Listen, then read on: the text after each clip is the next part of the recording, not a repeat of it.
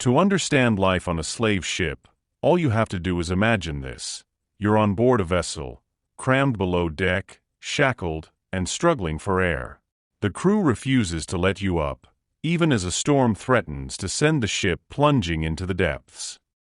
One of the most harrowing chapters of American history is, undeniably, the transatlantic slave trade. Spanning over 3 centuries, this brutal system forcibly transported millions of Africans across the Atlantic to the Americas. And how did they transport them? Yes, you guessed it, slave ships. Now these ships weren't just 1 or 2 ships. It's estimated that there were between 35,000 and 40,380 that brought 12.5 million Africans to the Americas. And the horrors these enslaved Africans had to face on these ships, from their capture in Africa to their arrival in the Americas, their journey was filled with terror, pain, and at times, acts of incredible resistance. But before we talk about that, we need to get a better understanding of how it all started. The human cost of colonialism. Let's go back to the 1480s when Portuguese ships began transporting enslaved Africans to work on sugar plantations in the Cape Verde and Madeira Islands.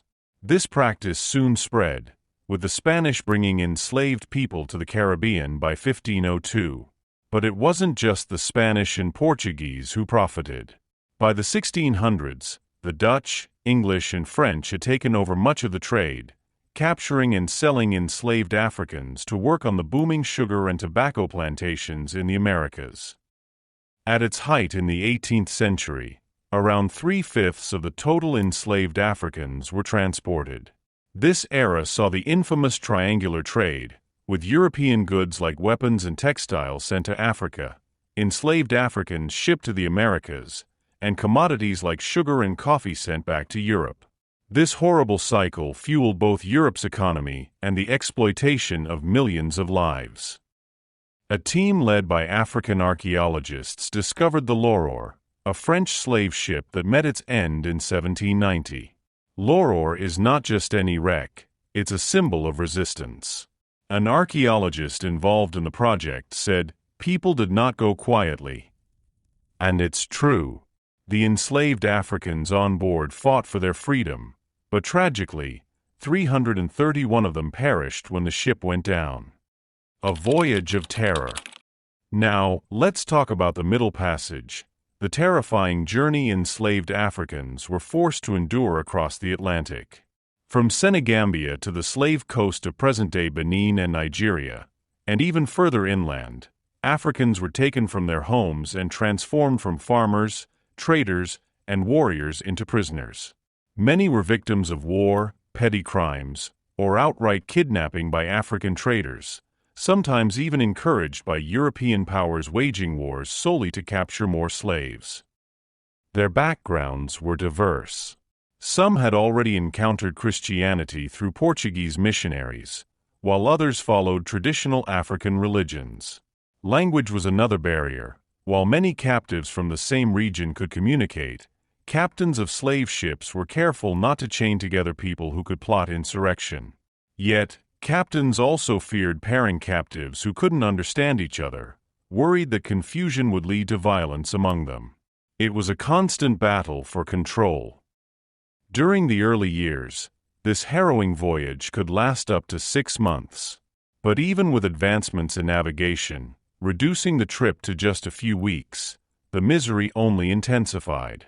More human cargo was crammed aboard, packed like sardines, treated not as people but as goods to be sold to plantation owners in the New World. Before these ships even set sail, many captives had already endured long, brutal marches, shackled together in slave trains. For many, it was their first time seeing the ocean, or even a ship. A living hell. Hundreds of men, women, and children packed into the dark, cramped holds of ships for 5,000 miles, lasting anywhere from a few weeks to several months. Sounds horrifying, right? Well, it was. Conditions were indeed horrific. People were chained together in spaces so tight they couldn't sit upright. The heat was unbearable, and oxygen levels were so low that candles wouldn't even burn. Diseases spread rapidly, and between 15 to 25% of the enslaved Africans didn't survive the voyage.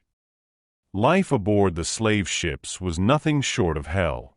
Shackled in two-person leg irons, captives faced excruciating pain and had little ability to move, even when it was necessary.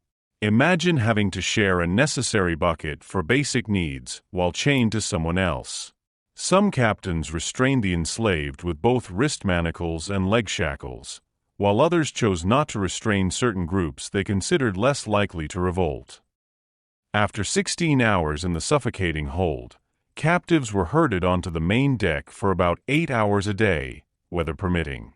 There they were forced to exercise by dancing and sometimes singing, despite the fact that even the slightest movement caused pain for those in chains. Food was sparse, but it was enough to keep them alive because to the captains, the enslaved were valuable cargo. The enslaved lived in constant fear. Separated from their families and communities, many believed the white men were cannibals who planned to eat them, a fear encouraged by African elites to manipulate their people. Despite this terror, Africans resisted. Some chose suicide by leaping overboard, while others went on hunger strikes. But even those acts of defiance were met with cruelty. To force-feed hunger strikers, officers used a brutal instrument called a speculum oris, which pried their jaws open. The crew would purposely find out which women were married to which men, and then they'd separate them. The men were left worrying, while their wives were taken to the men's quarters, violated right in front of them. It was all a display of power, showing the captives that the crew had complete control over their lives. Any act of defiance or disobedience was met with brutal punishment. One of the crew's favorite torture devices was thumb screws, designed to slowly crush a person's thumbs, inflicting unbearable pain. The cruelty didn't stop there. These horrific acts were often committed in front of children, ensuring that fear would be burned into their minds forever. Even pregnant women weren't spared. The dehumanization on these ships was unimaginable. But in their greed, the slave traders often overpacked the ships, which sometimes led to the unthinkable. In some cases, they even cut off the slaves' ears first, to show investors proof that they'd captured them, just to protect their profits. In the worst cases, like the Zong incident in 1781, enslaved people were thrown overboard to prevent the spread of disease, and the ship's captain even tried to claim insurance for their deaths. But there were glimmers of defiance. Fighting back against enslavement. Revolts on slave ships were rare, but they did happen, and they were carefully planned. Using whispers, glances, and any means of subtle communication, small groups of captives would conspire, hoping to inspire others to join when the time came. Men who had military experience or knowledge of European firearms often led these uprisings. Yet, physical separation between the men and women, along with tensions between different ethnic groups, made these rebellions even more difficult. In some cases, the revolts were successful. Take the Clare in 1729, where captives managed to take control of the ship. But more often than not, uprisings resulted in mass casualties, with many Africans being killed or subjected to unspeakable punishments. One infamous example was a ghost ship discovered in the Atlantic in 1785, where both captives and crew had perished after a failed insurrection. Even though hundreds of uprisings were recorded on slave ships, the overwhelming odds made it almost impossible for captives to win their freedom. However, in 1839, Joseph Sink led a revolt on the slave ship Amistad, taking control and eventually securing freedom for the 53 enslaved Africans aboard. The human cost of the slave trade was devastating not only for those captured, but also for African societies.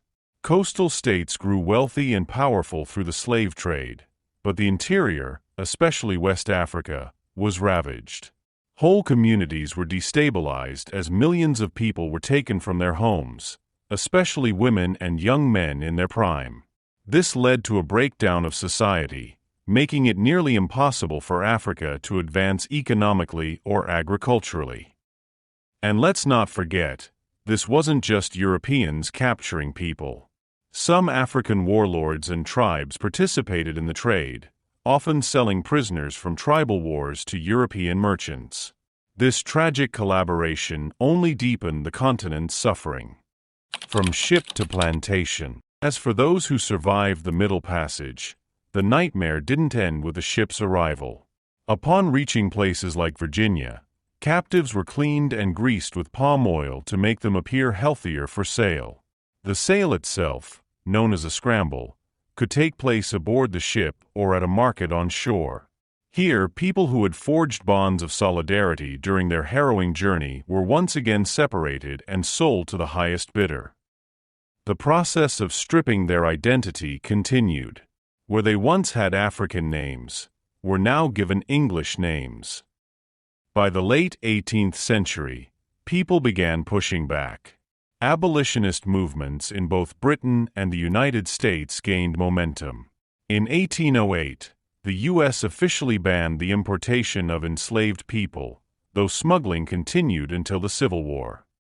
Meanwhile, Great Britain, after abolishing slavery across its empire in 1833, took the fight to the seas. The British Navy worked to stop slave ships, seizing vessels and freeing those on board. Even Brazil, which was one of the last nations to outlaw the trade in 1850, continued to illegally import enslaved Africans until slavery was fully abolished there in 1888.